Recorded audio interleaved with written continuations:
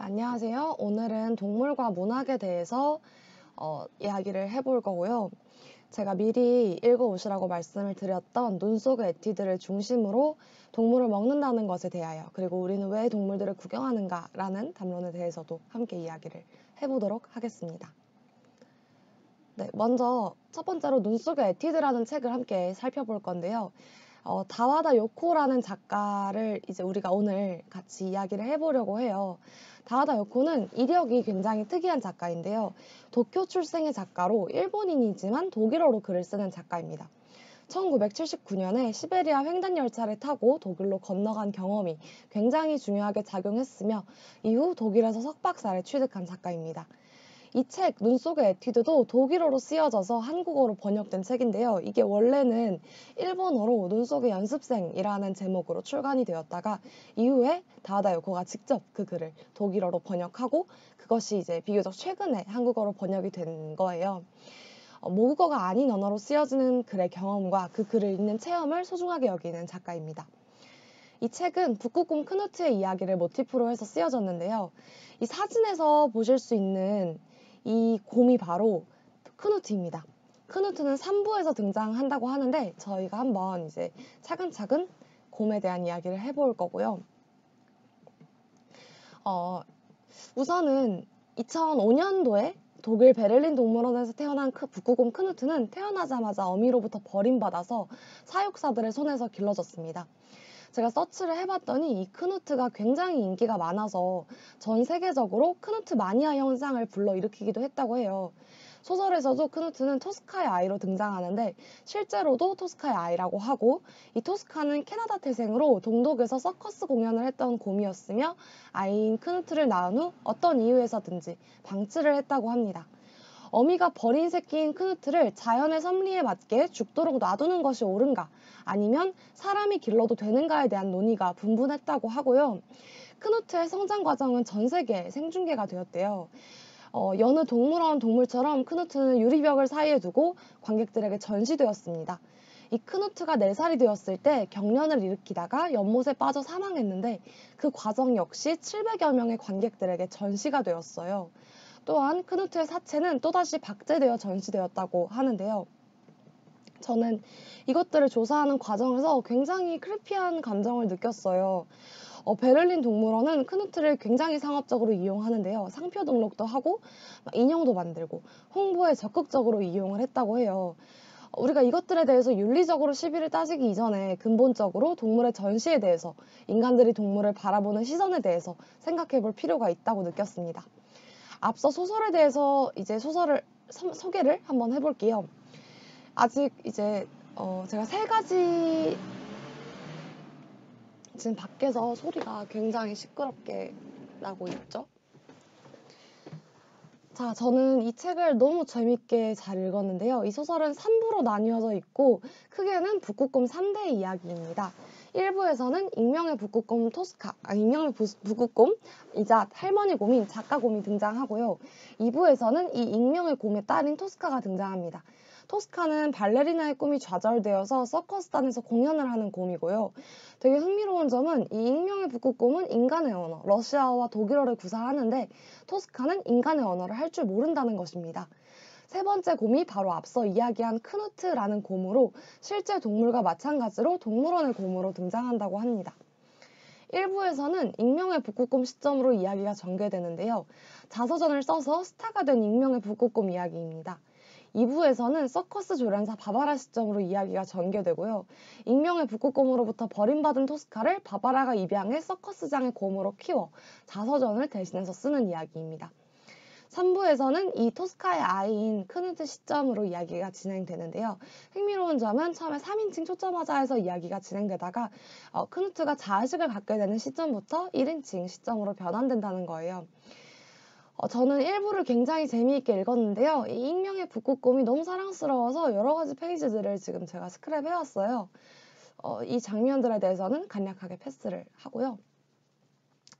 이제 하나씩 살펴보자면 먼저 제목인 눈 속의 에뛰드에서 에뛰드는 연구 또는 습작을 뜻하는 단어로 프랑스어로 보통 음악에서 연습곡이라는 말로 사용이 됩니다. 저는 에뛰드라는 단어에 꽂혀서 쇼팽의 에뛰드를 들으면서 이 책을 읽었어요. 되게 좋더라고요. 어떤 곰들의 어떤 부단한 에뛰드라는 거. 그런 의문도 들었고요. 여러 가지 의미로 얘기가 좀 궁금하게 만들었던 제목이었습니다. 두 번째 섹션으로 모국어라는 키워드를 가져왔는데요. 번역가가 작가 곰에게 모국어로 글을 쓰라고 종용하는 장면입니다. 정치적으로 입맛에 맞게 각색할 수 있도록 번역가는 작가 곰에게 모국어인 러시아어로 글을 쓰도록 권유하는데요. 작가 곰은 자신의 모국어에 대한 의문을 품습니다. 여기서 모국어, 모어란 태어나서 처음으로 습득한 언어, 내적 정체성 및 외적 정체성에 기반한 언어, 화자가 가장 잘 아는 언어, 화자가 가장 자주 사용하는 언어 등에 기반한다고 사전적으로 정의 내려져 있는데요. 그렇다면 곰에게 모국어란 어떤 언어일까요? 소설에서 작가 곰의 엄마는 등장하지 않습니다. 다만 사육사 이반이 엄마인 셈이라고 번역가는 이야기를 하는데요. 저는 고양이를 키우고 있습니다. 그런데 제 고양이는 사람의 언어를 구사하지 못하고 저도 고양이의 언어를 구사하지 못합니다. 그럼에도 불구하고 저희는 일정 부분 의사소통이 가능한데요. 저는 고양이가 밥을 달라는 울음소리나 함께 자고 싶다는 울음소리 등을 맞출 수 있고 또 고양이는 제 울음소리와 웃음소리, 화가 난 소리 등을 구별해서 물론 이것은 추정이긴 하지만 구별하는 것처럼 보이곤 합니다. 제가 시 한 편을 가져왔는데요. 황인찬 시인의 나의 한국어 선생님이라는 시입니다. 한국말을 모르는 화자는 쉬운 말이 필요하다고 이야기합니다. 한국어를 배우는 일은 어렵습니다. 한국말이란 무엇인가? 처음과 끝을 한꺼번에 말하는 말. 이 시에서 한국어는 모국어로 대체해도 괜찮을 것 같습니다. 관계가 언어적 구조로 이루어졌다는 생각을 저는 종종 하는데요. 또한 관계라는 것이 언어적 지평으로 이해되는 것이라는 생각도 해요. 우리는 언어의 한계 때문에 관계에서 자주 미끄러지고 파열됩니다. 그러나 제가 고양이와 소통하는 어떤 불가능적인 관계는 다하다 요코의 불가능적인 글쓰기와도 연결될 것 같습니다. 모국어가 아닌 언어로 이야기한다는 것은 어떤 의미일까요? 세 번째 섹션은 동물권과 인권 섹션입니다. 이 부분에 대해서는 소설에 길게 언급된 바 없으니 짧게 짚고 넘어가겠습니다. 자연은 인간에게 어떤 권리도 부여할 수 없습니다. 그러나 인간들은 인권이라는 환상을 믿습니다. 누구도 인간에게 인권을 부여한 적 없으나 인간들은 존엄하기를 바랍니다. 동물원이 논의된 역사는 길지 않은데요. 인권이란 사람이 개인 또는 나라의 구성원으로서 마땅히 누리고 행사하는 기본적인 자유와 권리입니다. 동물을 바라보는 시선의 역사는 굉장히 다사다난했는데요. 아리스토텔레스는 동물이 이성을 결여했기 때문에 인간이 자연계의 최상위라고 주장했고 창세기에서도 인간에게 모든 동물에 대한 지배권을 부여하고 있어요. 20세기 이후에 들어서서야 비거니즘, 동물 해방 전선 등 다양한 동물권 운동이 확대되어 왔습니다. 동물의 권리라는 것이 탄생한 역사는 이토록 짧은데요. 다하다 요코의 글이 그런 지점들에 대해 점검해 볼 수 있도록 만들어주는 것 같기도 하죠. 그 다음으로 소설에서 중요하게 언급되는 것 중 하나는 모성애입니다. 제가 아까 얘기했던 고양이가 바로 이 사진 속 고양이인데요. 제가 새끼 때부터 입양해서 4년째 키우고 있는 고양이예요. 밥도 제가 먹을 때 같이 먹고 잠도 제 품에서만 자요. 이 아이는 실제 어미와 지낸 시간보다 저와 지낸 시간이 훨씬 더 긴데요. 저는 인간 아기에게 모성애가 없지만 고양이에게는 종종 모성애가 들곤 합니다. 소설에서 곰들은 모성애가 제거되어 있는 것처럼 보입니다. 사회는 곰들에게 모성애를 강요하지만 곰들은 아이를 버리는데요. 동물이 아이를 키우는 것은 본능이 아니라 기술이라는 말이 굉장히 인상적이었어요. 우리는 여성에게 너무도 쉽게 모성애를 요구하지만 사실 모성애라는 것은 환상에 불과하다고 생각해요. 이게 약간 개인적인 사담이 될 수도 있긴 하지만 저는 애초에 사랑 자체가 환상이라고 생각하는 입장이라서 사랑이라는 허구를 우리는 너무 어릴 적부터 학습하고 그렇게 사회화되면서 인간이 자신이 아닌 다른 것을 사랑하는 인간으로 길러진다고 생각하는데요. 이 수업에서도 여러분들이 동물을 기르고 계신 분도 계신 걸로 알아요. 인간이 다른 종족의 동물을 입양해서 키운다는 것은 어떻게 생각하면 상당히 이질적이고 신기한 일이죠. 저도 소설 속 바바라처럼 제 고양이와 꿈에서 자주 같은 언어로 대화하곤 하는데 아이를 버리면 비정한 어미 취급을 받지만 실제로 낳았다고 해서 왜 반드시 길러야 하고 사랑해야 하는가? 이 문제에 대해서 우리는 좀 깊게 생각해 볼 필요가 있다고 생각합니다. 서커스 당나귀 1화도 인상적이었는데요. 당나귀는 문제의 답을 평소에 잘 맞추지만 바바라가 귀를 쓰다듬어주자 꼼짝도 하지 않습니다. 교수가 와서 바바라에게 귀를 쓰다듬어 주었기 때문이라고 이야기하는데요. 바바라는 당나귀 플라테로와 함께 맹연습에 들어갑니다. 하루 종일 연습을 하고 나오면 인간을 보고도 동물에게 하던 것처럼 만지려고 하다가 다른 사람의 몸을 그렇게 함부로 만지면 안 된다는 생각을 해요. 다른 사람의 몸을 함부로 만져서도 안 되고 함부로 쳐다보아서도 안 된다는 거. 이거 너무 당연한 사실인데 우리는 동물을 마주쳤을 때 그 사실을 되게 쉽게 망각하는 것 같아요. 동물은 우리에게 언제나 먹히는 것, 보여지는 것, 만져짐 당하는 것으로 존재합니다. 다하다 요코의 글쓰기가 동물, 여성의 글쓰기와 다 있다고 느꼈던 지점이기도 해요. 다하다 요코의 글이 좋은 글이라고 생각하는 이유에는 여러 가지가 있지만 일단 다양한 프리즘으로 읽어 내려갈 수 있거든요. 뭐 동물 문학, 소수자 문학, 이주 문학, 여성 문학 등 되게 다양한 프리즘이 이 소설을 독해하는데 정말 필요하고 또 가능하게 하는 그런 요소들이 아닌가 싶고요. 그래서 비거니즘과 페미니즘이 긴밀하게 연결될 수 있는 부분이기도 한 것 같아요. 여성이 언제나 먹히고 만져지고 보여지는 존재라는 거, 동물 또한 그렇다는 거, 우리에게는 이 문제를 어떻게 바라보아야 하는지에 대한 논의가 필요하다고 생각합니다. 네, 오늘 제가 다하다 요코의 글을 가져와서 이야기를 하면서 저의 어떤 뚜렷한 견해보다는 다양한 관점에서 이 소설을 어떻게 독해할 것인가를 중심으로 어떤 논의들이 가능할지에 대해서 이야기를 해봤어요. 우선 크게는 이런 섹션들로 나눠서 이야기를 진전시켜 볼 수 있을 것 같고요. 마지막으로 아까도 얘기했지만 3부에서 크누트를 크누트라고 이야기하다가 그러니까 3인칭 화자이다가 크누트의 자의식이 발생하는 시점부터 크누트가 나라는 용어를 사용하죠. 그러니까 인칭에 대한 생각도 해볼 수가 있어요. 3인칭과 1인칭은 무슨 차이가 있는가.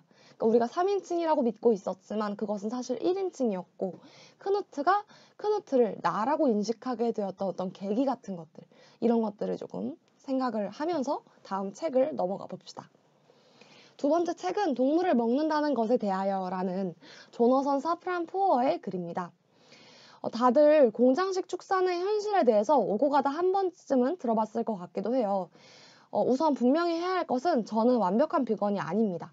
저는 친구들과 약속이 있을 때는 고기를 먹기도 해요. 완벽한 비건은 아니고 비건을 지향하는 페스코 정도인데 그럼에도 제가 이제 일상에서 육류와 동물성 제품 소비를 줄이려고 최선의 노력을 하고 있어요. 지금 사진을 보시면 되게 보기에도 먹음직스러운 사진들이 있는데 이 사진들은 여러분이 좋아하는 우리가 흔히 고기라고 부르는 동물성 제품들입니다. 저는 비건을 지향하기 전까지 주 7일을 매일같이 육식을 메인으로 하는 식사를 꾸리던 극단적인 육식주의자였고 고기를 너무 사랑해서 매주 한 번 이상 스테이크를 직접 구웠어요. 그런데 그런 생각이 드는 거예요. 우리가 한 끼니의 식사를 위해서 얼마만큼의 고통을 허용해야 할까? 그런 의문을 갖게 되면서부터 좀 회의감이 들더라고요. 이 책에서는 공장식 축산의 현실에 대해서 매우 적나라하게 보여주고 있습니다. 우선 닭에 대해서 이야기를 하자면 1923년 델마바 반도에서 주부였던 실리어 스틸이 병아리를 50마리 주문했어요. 근데 실수로 500마리를 받게 되었고 실험 삼아서 실리어 스틸은 이 병아리들을 실내에서 키워보게 돼요. 근데 1만 마리로 불리는데 성공하고 25만 마리로 늘어나게 돼요. 공장식 축산으로 가축을 키운 최초의 농부라고 할 수 있을 것 같은데 이후 유전학적으로 조작된 그로테스크한 닭들이 산업 전체를 차지하게 되거든요. 집 한 채의 평균 가격은 1,500% 증가했고 차 가격은 1,400% 올랐지만 공장식 축산업이 닭고기 산업에서 쇠고기, 유제품, 돼지고기 산업까지 확산되면서 우유와 계란, 닭고기 가격은 2배도 못 미치는 가격으로 올랐습니다. 동물은 지나치게 저렴하고 동물을 이렇게 우리가 저렴하게 먹기 위해서는 공장식 축산업이 필수적이라고 할 수밖에 없어요. 우리는 칠면조를 잘 먹지 않지만 미국에서는 특별한 날 칠면조를 먹잖아요. 근데 칠면조 축산업을 계획할 때 실험을 한답시고 칠면조 수천 마리를 죽인대요. 다리를 더 짧게 해야 하나 아니면 가슴뼈를 짧게 해야 하나 이렇게 할까 저렇게 할까 하고 다양하게 조작하는데 우리가 보통 인간의 아이가 기형으로 태어나면 대를 이어서 쭉 그런 기형을 낳으려고 하지 않잖아요. 그런데 동물에게는 그런 짓을 한다는 거예요. 이 사진들을 보시면 아시겠지만 이쪽은 산란개고 이쪽은 육개예요. 닭은 닭이 아니라 산란개와 육개로만 존재합니다. 여러분 다 A4 용지 사이즈 아시죠? A4 용지보다 작은 사이즈의 칸 안에서 이 닭들이 다리도 정말 제대로 못 펴고 날개도 못 펴고 살아가요. 모든 닭들 중 4분의 1은 피로골절을 겪는다고 해요. 피로골절이란 게 뭐냐면 뼈에 과도한 스트레스가 누적되어서 일어나는 골절이거든요. 이 닭들은 꽉 들어찬 곳에서 배설물도 서로 못 피하고 해는 구경도 못하고 발톱은 창살을 감고 자란다고 해요. 도살될 때에도 물론 이 동물들은 스스로가 도살되는 걸 느낀다고 합니다. KFC를 다들 아시죠? 프랜차이즈 치킨집인데 이 KFC의 닭을 공급하는 웨스트버지니아의 한 도축장에서 노동자들이 살아있는 닭의 목을 자르고 눈에 담배를 맞고 닭의 얼굴에 스프레이 페인트를 뿌리고 거칠게 닭을 짓밟는다는 증거가 제시되었어요.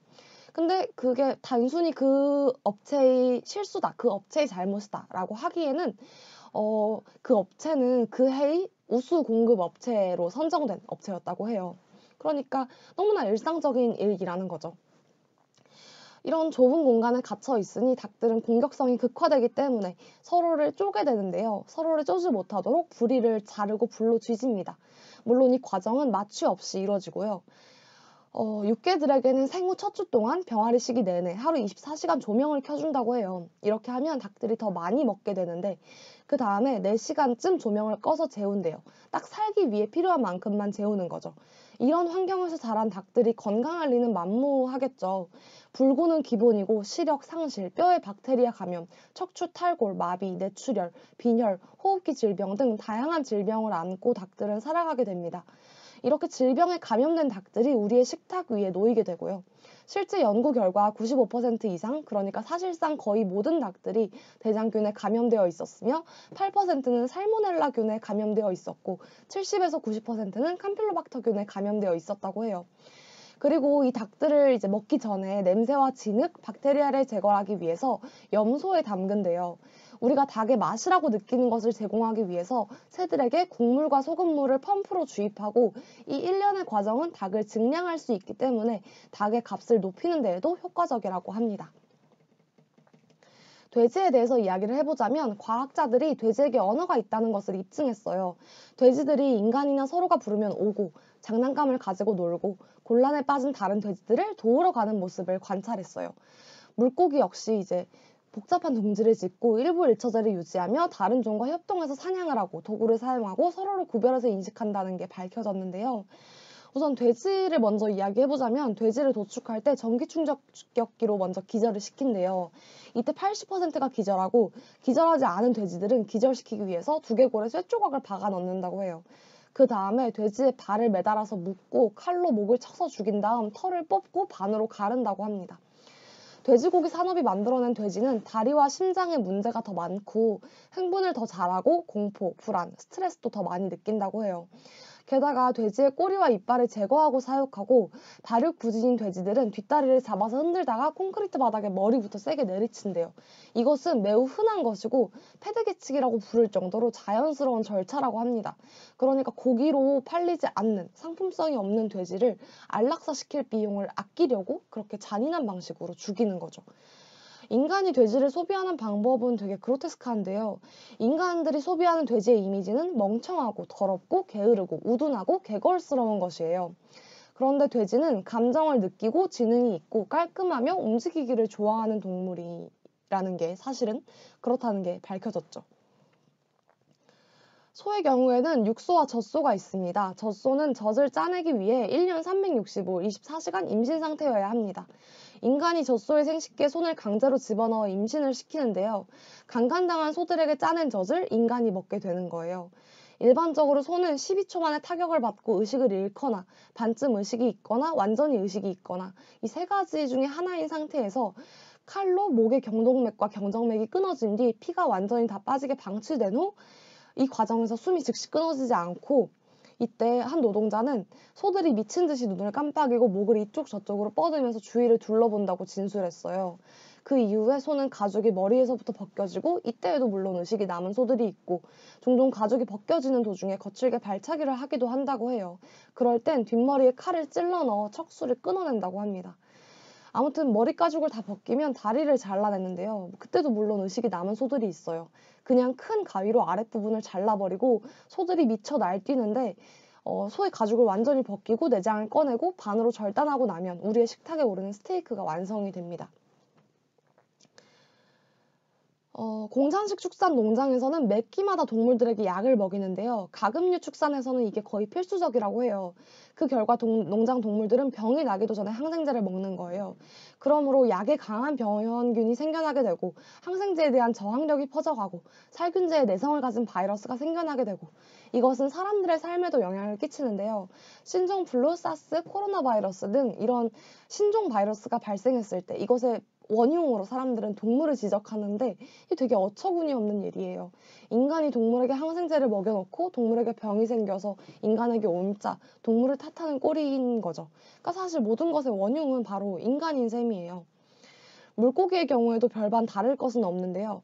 생선의 경우에는 인도적 도축법에서 다루지 않기 때문에 더더욱 잔인한 방법으로 도축이 이루어진다고 합니다.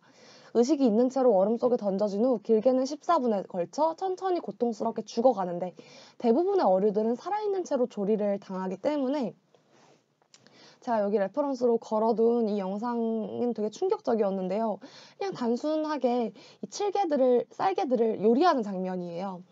근데 이 살아있는 개들인 거죠. 정말 이 개들이 어떤 생각을 하고 있는지는 잘 모르겠지만 이 개들이 어떻게 살아보겠다고 막 하수구로 막 안간힘을 써서 빠져나가는 그런 장면들이 나오는데 저는 그게 육식주의자였을 때 이 영상을 봤는데도 되게 끔찍하다고 느꼈어요. 책을 마무리하면서 공장식 축산에 대해 다시 한번 생각해 보기를 권하고 싶습니다. 우리는 공장식 축산을 거부할 권리가 있어요.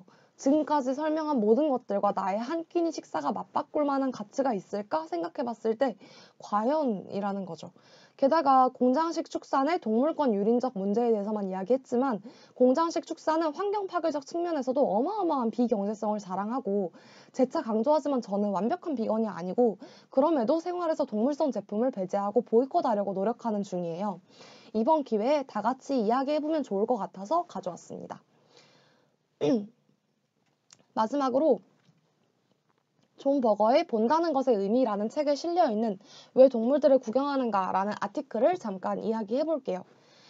동물이 맨 처음 인간의 상상 속에 등장한 것은 전령이나 약속으로부터였다고 해요. 예를 들면 들소떼를 길들이는 것은 단순히 젖이나 고기를 얻으려는 기대가 아니었다는 거죠.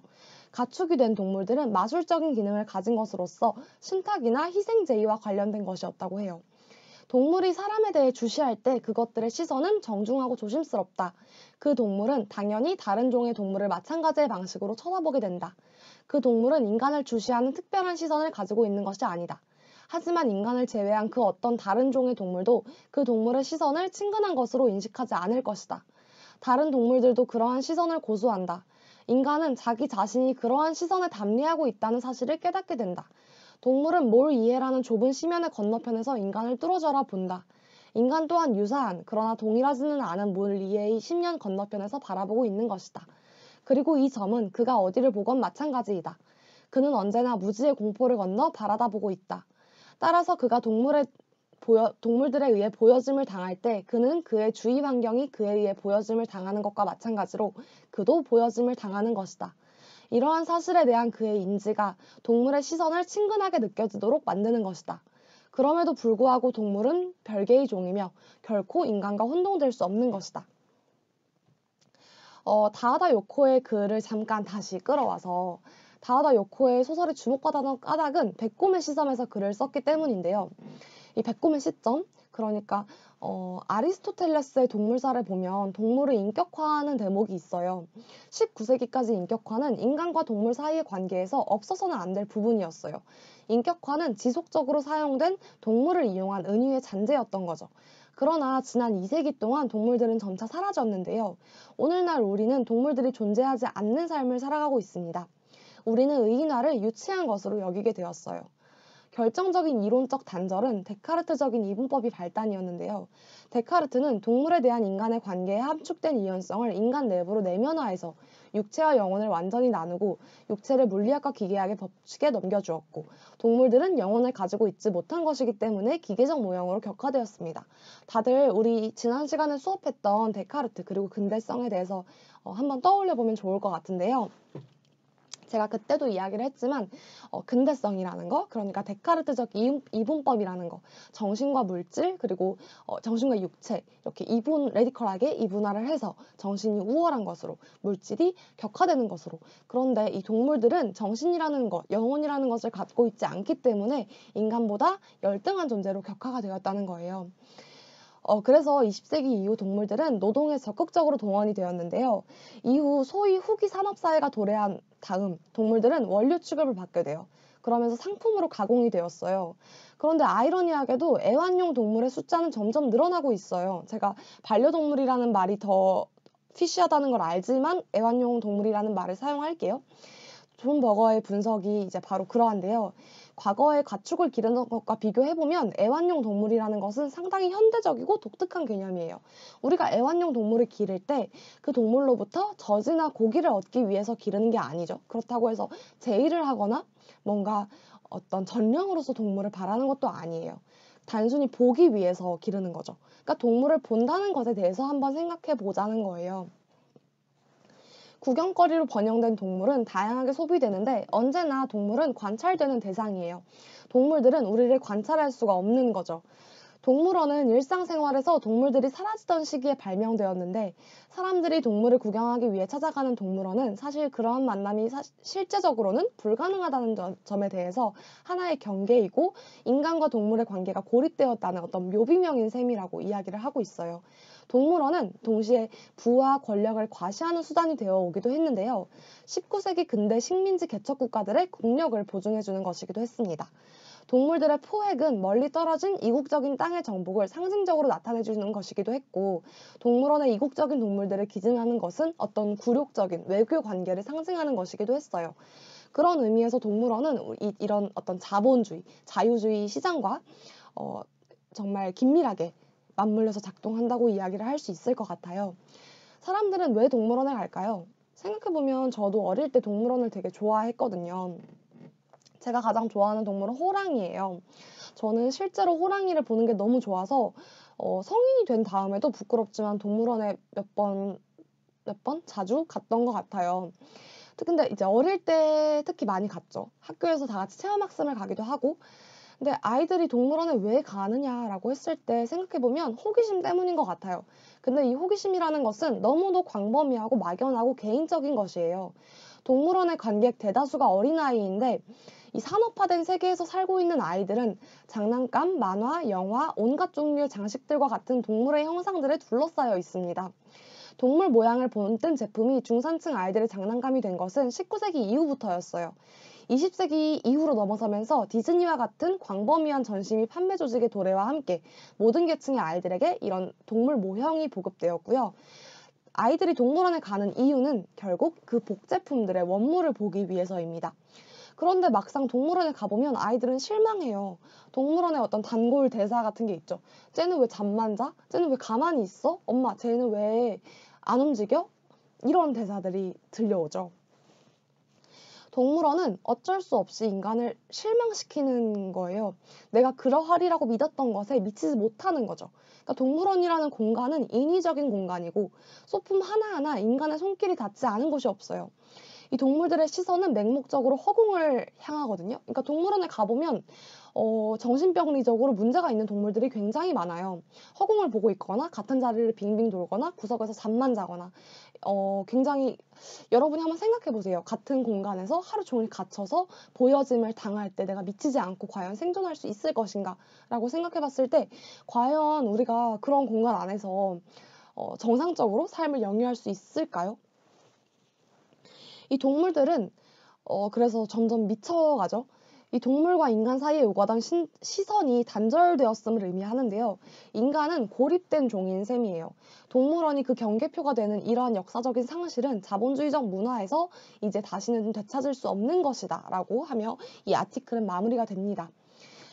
저는 이 아티클을 읽으면서 동물원이라는 공간에 대해서 다시 한번 생각해 볼 수 있게 되었고, 제가 이제 동물성 제품들을 소비하지 않기로 다짐하면서 저는 동물원이나 아쿠아리움 같은 곳에도 가지 않게 되었는데, 그러니까 동물성 제품을 소비하지 않는다는 것은 동물 자체를 소비하지 않는다는 것이고, 동물을 산업화하고 자본화한 모든 것을 다 거부한다는 뜻이거든요. 보이콧한다는 뜻이거든요. 그래서 우리가 이제 동물원이나 아쿠아리움 같은 공간을 지향했으면 좋겠다는 생각을 함께 전하고 싶고요. 동물 모양의 인형이나 장난감 같은 것에 대해서도 다시 한번 생각을 해봤으면 해요.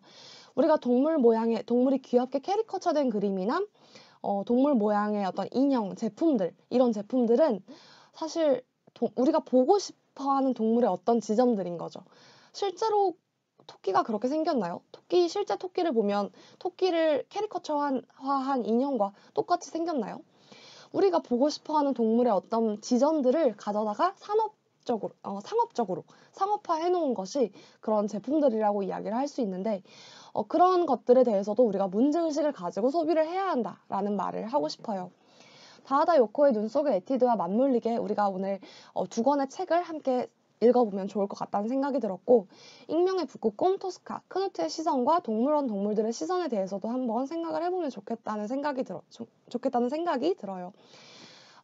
아까 두 번째로 얘기했던 책에도 크누트 이야기가 나오거든요.